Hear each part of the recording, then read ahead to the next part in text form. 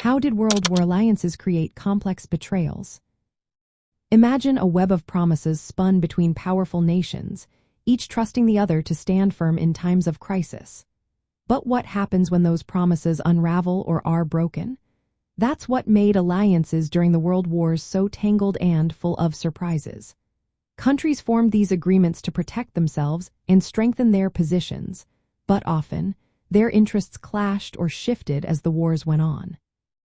These conflicting goals led to moments where allies seemed to turn against each other, creating betrayals that changed the course of history.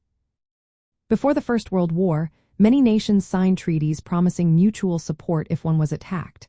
The most famous was the alliance between Germany, Austria-Hungary, and Italy, called the Triple Alliance. On the other side, France, Russia, and Britain formed the Triple Entente. These alliances were meant to keep peace but instead created a situation where a small conflict could escalate into a larger war.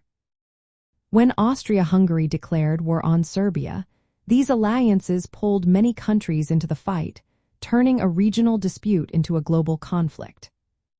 During the war, alliances sometimes failed to deliver on their promises. For example, Britain and France promised to help Poland if Germany attacked, but when Germany invaded Poland in 1939, their response was limited. They declared war but did little to stop the German advance, which made many Poles feel betrayed. They believed their supposed allies had abandoned them at a critical moment, leading to feelings of distrust and resentment. After the war, alliances still caused problems. The Soviet Union, which was part of the Allied powers, later signed a non-aggression pact with Nazi Germany called the Molotov-Ribbentrop Pact. This secret agreement shocked many because it meant two enemies agreed not to attack each other, betraying the earlier alliance against fascism. When Germany broke the pact and invaded the Soviet Union, it was a clear example of how shifting alliances could turn former friends into enemies. Another example is the Western betrayal after the Second World War. Countries like Poland and other Eastern European nations had fought alongside Western powers but found themselves under Soviet control after the war.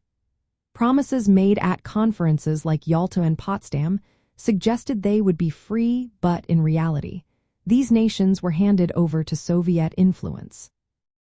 Many felt betrayed because their hopes for independence were ignored in favor of political deals behind closed doors.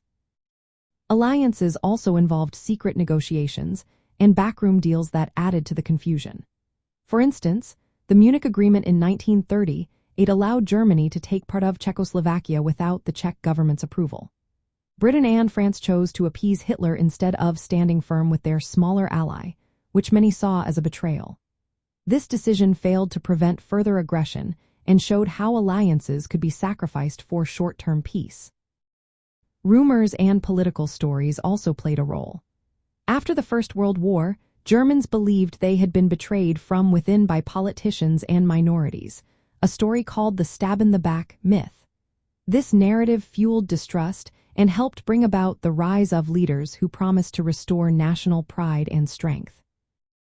In the end, alliances during the World Wars created complicated betrayals because of the fragile nature of promises, changing political goals, and the pressure of wartime decisions.